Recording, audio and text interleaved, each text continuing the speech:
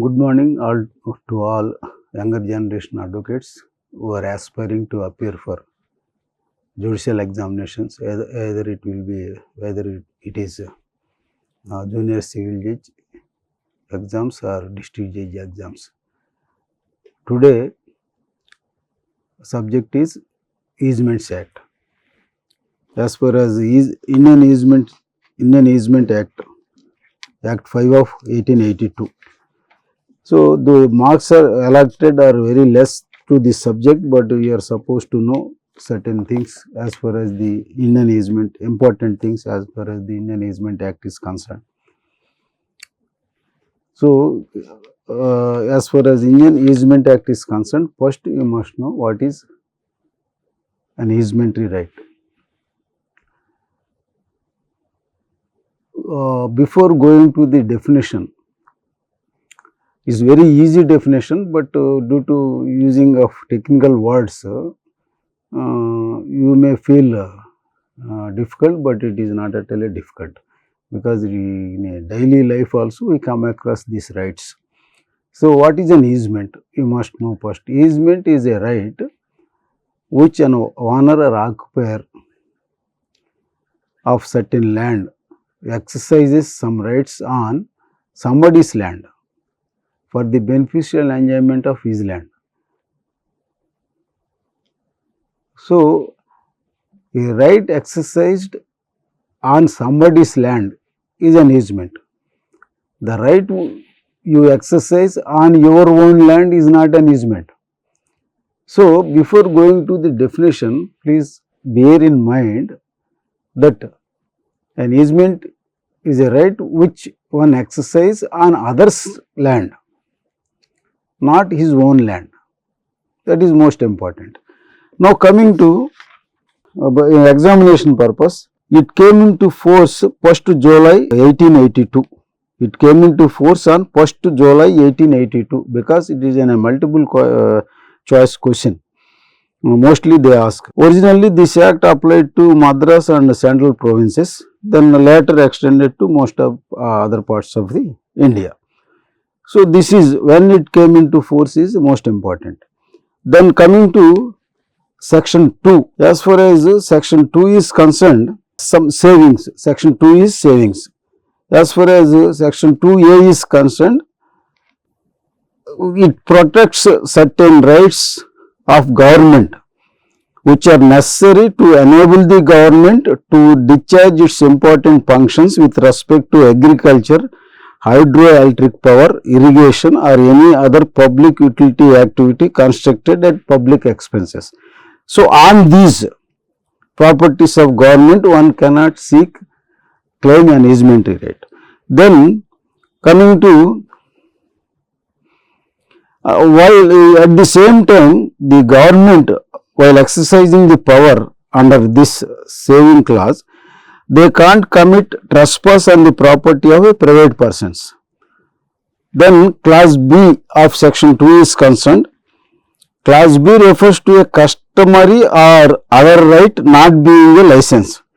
It is therefore important to distinguish between a customary right and a customary easement. The feature common to both is that custom governs both of these. The Act deals with the customary easements but not with the customary rights. The latter are mentioned in the Act only with a view to expressly exclude them from the purview of the Act. Then the distinction between customary right and customary easements has been aptly set out by Frederick Peacock thus. Customary easements, as they are called in section 18 of the Indian Easement Act, should be distinguished from the customary rights referred to in section 2B of the same Act. The latter are rights arising by custom but unappertaining to a dominant element. No fixed period of enjoyment is necessary to establish these rights, but the custom must be reasonable and certain. The true nature of customary right was set in Misra versus Rangalal, where the Privy Council said a customary right can exist only in relation to the inhabitants of a district and it cannot be claimed in respect of a public at large. The custom, if established, makes the local law of the district and it creates a right in each of the inhabitants. Then class C of the savings.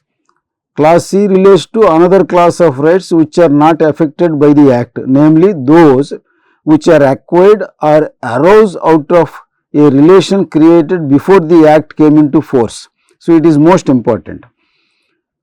Before the act came into force, it comes under class C of saving act, whatever the things have happened. This clause thus makes it clear that the provisions of the act are not retrospective in their operation. The main purpose of reading this clause C is it should be brought to our kind notice, because this is a multiple choice question. It makes it clear that the provisions of the act are not retrospective in their operation. So, this is a multiple choice, whether it is a prospective or retrospective, the provision is not retrospective. It is most important. That is why the savings clause were read.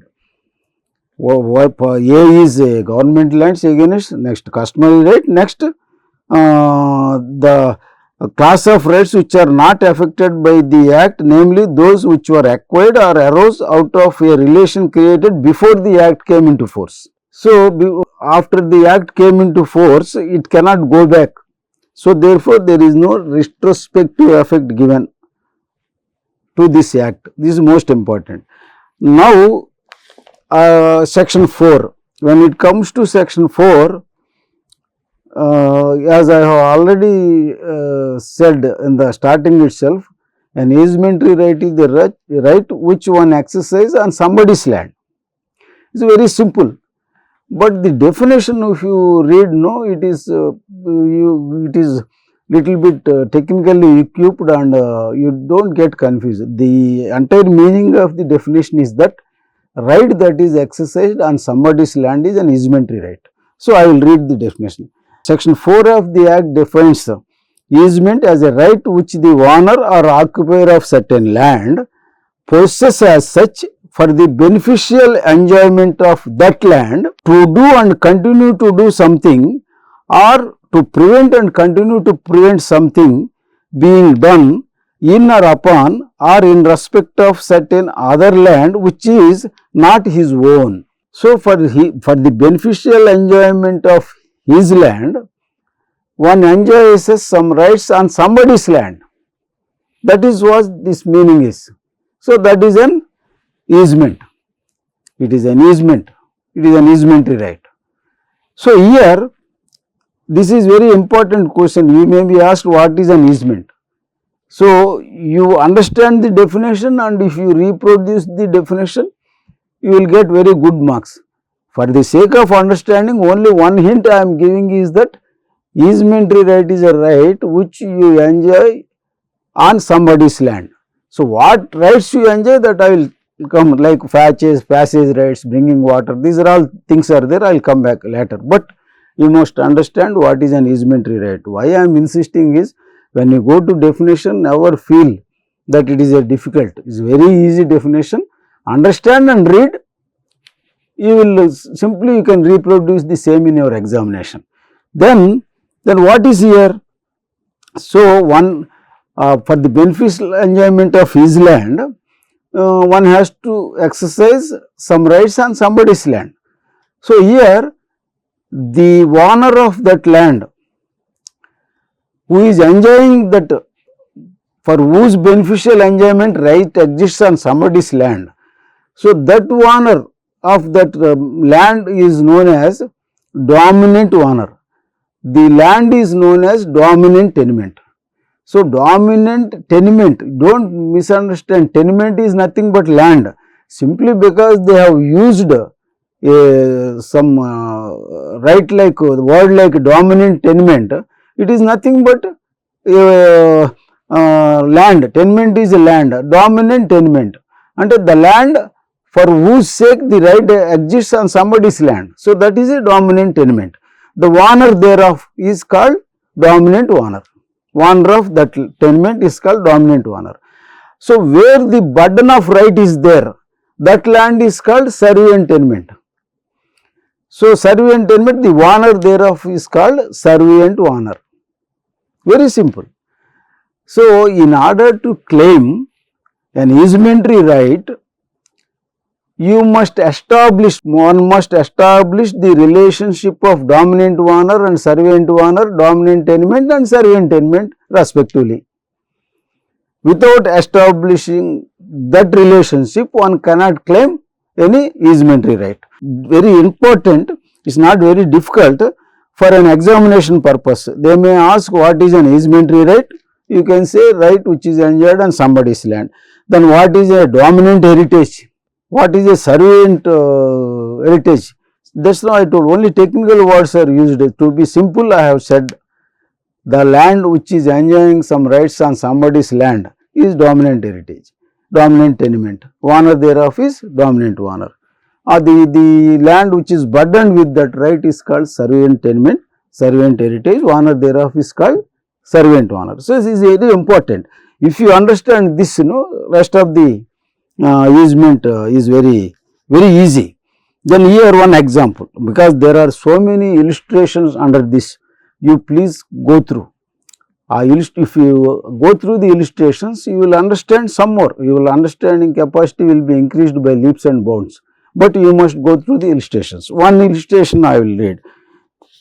A, as the owner of certain house, has the right to go on his neighbor B's land and to take water for the purpose of his household out of a spring therein. This is an easement. Because A going to B's land and taking water from his land as of right is an easementary right. Normally, mostly we witness the passage rights normally, cart tracks, passage rights. These are all normally you can't only depend on your land, you have to come to road, in between somebody's land is there. So, you have to come across that land to the road. So, you are exercising some passage right on B's land to facilitate A to reach the road. So, the exercising of that right on B's land is nothing but an easementary right. That is basics. Then, the definition of easements, different authors have given different definitions, but meaning same thing. But here now for the examination purpose, sometimes they may ask what is Alsbury's definition of easement, or what is easement according to Peacock. So, like that they may ask in the examination. Now, I am reading for an example. Alsbury's law of England defines easement as a right annexed to land to utilize other land of different ownership in a particular manner, or to prevent the owner of the other land from using his land in a particular manner. So, this is what Alsbury's law of definition. Like that, there are Peacock definition under the American law what is an easement. So, these you have to read for the sake of examination, because they will ask what is the easement defined, easementary is defined according to Peacock. Then you have to reproduce this. So, you have to read the definitions. Then on the way, it is also important, can be asked in the examination also, who is riparian owner, riparian rights. So, who is the riparian owner? Owner is a person whose land abuts on natural stream, that is a stream which flows by the operation of nature and is not guided by the operation of a human agency, either at its source or elsewhere. A riparian owner is a person whose land abuts on a natural stream, which is a source of nature. From source of nature, the water comes. So, that is the riparian, that is a stream which flows. So, that is what is riparian owner, having land abutting the natural stream of water. That we have to read the definition. That also they may give some question for 2 marks or something like that. Then coming to what are the essentials of easement, already have told you, but now also I will again tell, this is because it is important, they may ask what are the essentials of easement. So, essentials of easement, there must be a owner or occupier of a land who is known as a dominant heritage, has to be there. Then there must be servant heritage on whose land the rights are there. Then third, it should be for the beneficial enjoyment of a dominant land or dominant owner. The fourth is the other land in or upon which the right to be exercised must not be owned or occupied by him but by some other person. So that's why I told, the right which you enjoy on your own land is not an easementary right. The right you enjoy on others' land is an easementary right. So there should be some other land, that is servant owner's land or servant heritage. So these are all the essentials, 4 essentials. Then characteristic features of an easement. Why I am insisting on, these are all important questions. They may ask for in a written examination also. Whatever the marks worth, you must know the subject. But I will make it brief, wherever there are important topic, then I will devote some time. So here characteristics features of an easement. What are the characteristics? Easement in incorporeal rights exercised for the beneficial ownership of one's corporeal property. So incorporeal means nirakaram, agaram antu em undadu anamata. So one's corporeal property having some shape. Okay, then there must be 2 distinct tenements. Nenu cheppanu kada, dominant tenement and servant tenement. 2 tenements must be 2 different owners. It should belong to different owners. If you enjoy some right on your own land, it is not an easementary right, that I already told. Then the easement must be connected to the enjoyment of the dominant tenement. In other words, an easement in gross is not recognized by law. The gross means at length. You see, the easement connected to enjoyment of dominant tenement only. In other words, an easement in gross is not recognized by law. Then the easement must be of known and usual kind and not novel or fanciful. And easements are imposed by the property of servant tenements, not upon the owner personally. On servant heritage, servant land. Servant tenement and nothing but it is a land. Land is here used as tenement. An easement cannot confer an exclusive use of servant tenement because this would pass the ownership of that land. And the land on which you exercise right, you are only expected to enjoy that particular right only, that is passage right. You are not expected to enjoy entire servant land, servant tenement, entire land. Then it is not a easement right, that will become your own land. Suppose here, there is a, then I will come and I will, some more it will be clear when I explain about easement of necessity and quasi easements, then it will be some more clear. So then I will not now, then easements which can be acquired under the act. So far I said easementary right, what are all those? What are all those is easements of way, easements of access and use of light, easements of air, easements of access and use of air and of pollution of air, easements to have support and to take away support, easements of polluting water or drinking water for use and consumption, and easements to the flow of water. So these are all incidents of what are all which can be acquired under the act. So mostly in this common is right of passages and also way and use of light and air, polluted air. These are all most common. Then there is another word coming up here, is what is profita pendere. Profita pendere.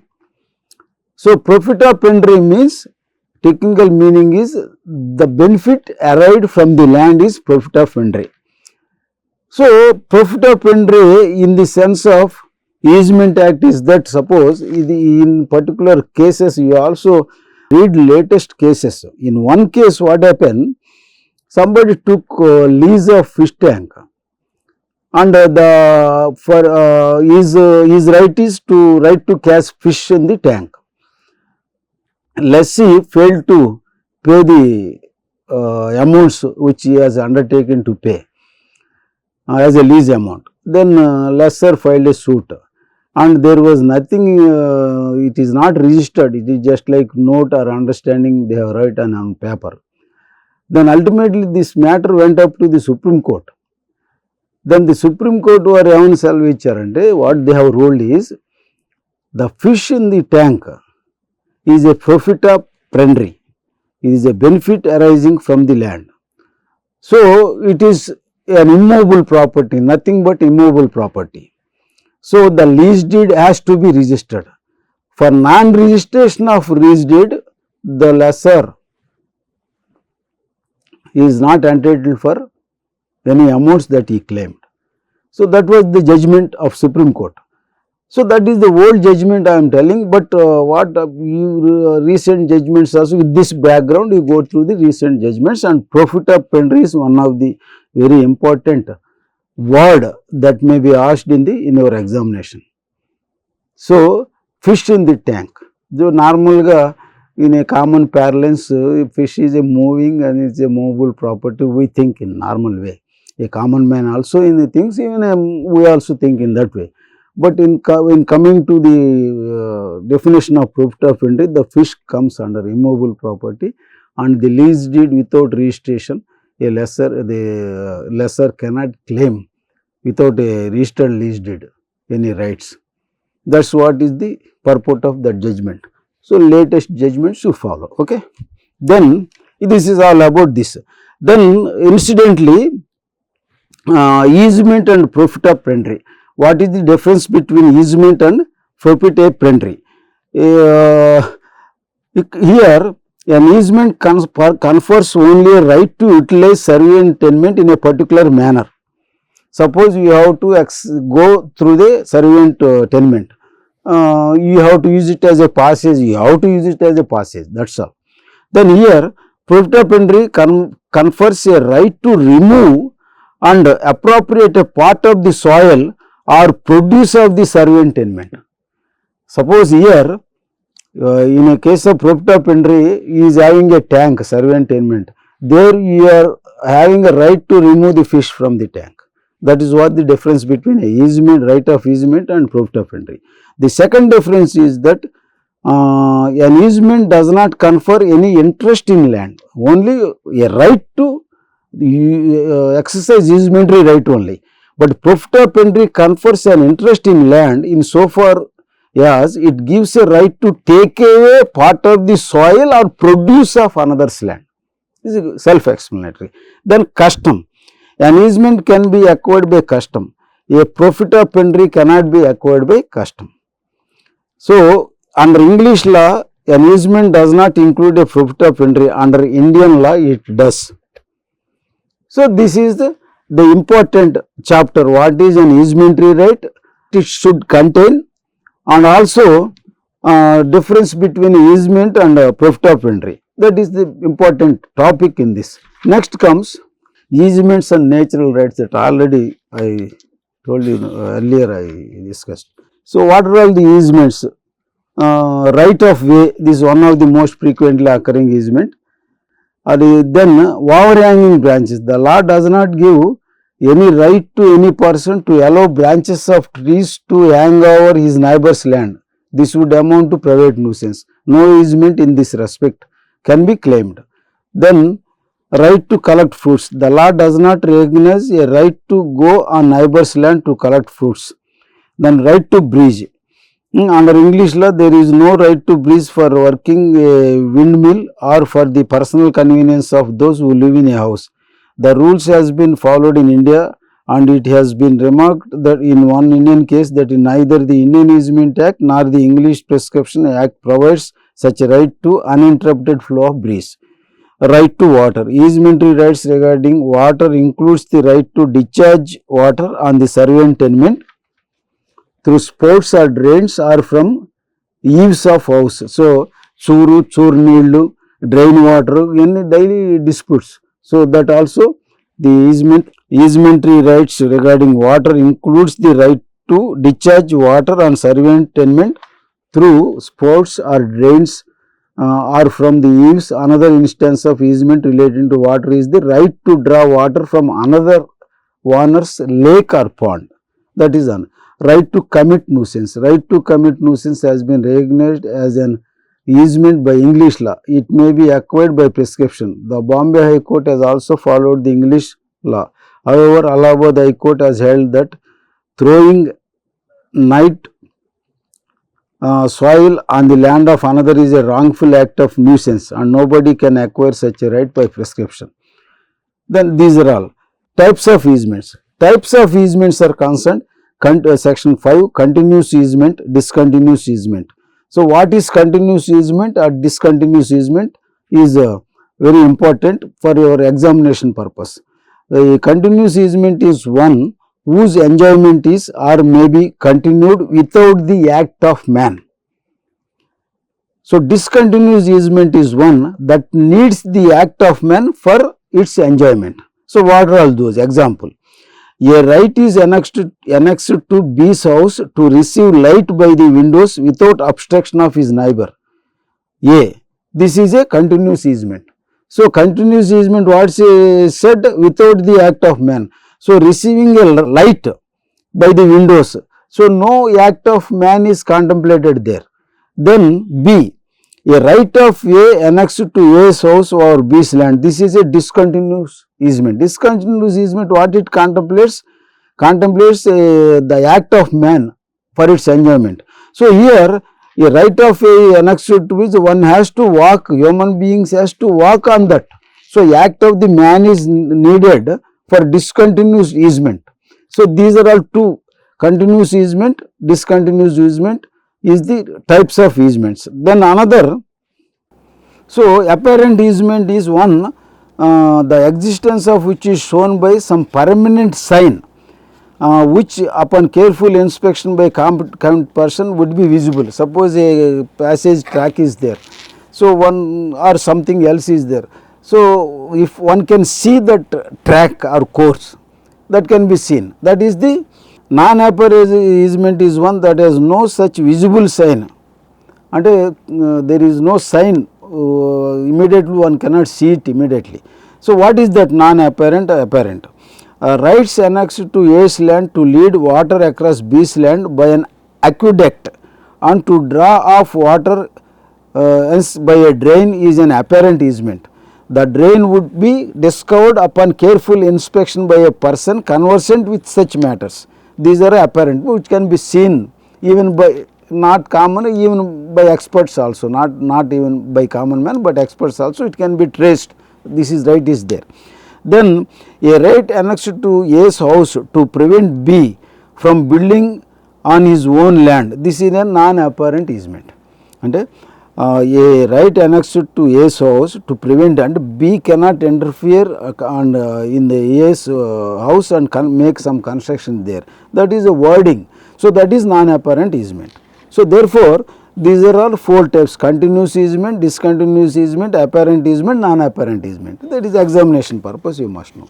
I will give one illustration of the right of every owner of land that within his own limit the water which naturally passes or percolates by, over or through his land is not before passing or percolating unreasonably polluted by other persons.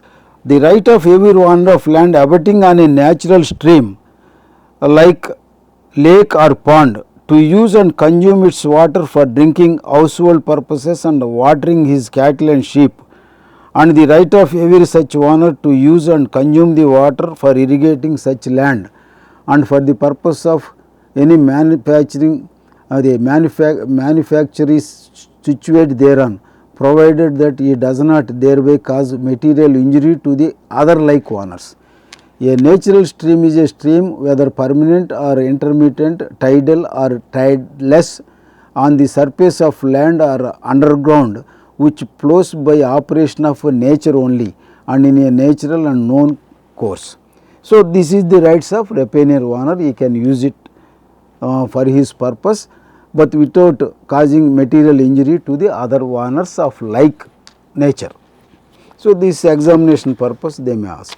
మీ ఏలూరు మరియు జంగారెడ్డిగూడెం చందన brothers shopping మాల్లో March 10వ తేదీ నుండి ప్రారంభం ఉగాది మరియు Ramzan festival sale. 456 రూపాయల Lenin digital print sorry 299 రూపాయలకే, 556 రూపాయల లిచీ సిల్క్ సారీ 333 రూపాయలకే, 1200 రూపాయలకే 2 బెనారస్ జార్జెట్ సారీస్, 2500 రూపాయలకే 2 వైదేహి పట్టు సారీస్, 3000 రూపాయలకే 2 వారాహి పట్టు సారీస్. టీనేజ్ పడుచుల కోసం 1099 రూపాయలకే 2 Ramzan special cotton work dress materials, 499 రూపాయలకే 2 రియాన్ పాకెట్ కుర్తీస్. ముద్దులకే చిన్నారుల కొరకు కిడ్స్ వేర్ పై up to 50% offer.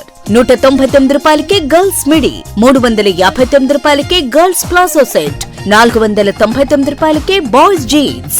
Gents wear లో 999 రూపాయలకే జీన్స్ లేదా కాటన్ ప్యాంట్స్ పై ఫ్లాట్ 50% ఆఫ్. రంజాన్ మరియు ఉగాది పండుగల సందర్భంగా పెట్టుబడి వస్త్రాలు అతి తక్కువ ధరలకే విచ్చేయండి Chandana brothers shopping mall, Eluru మరియు జంగారెడ్డిగూడెం.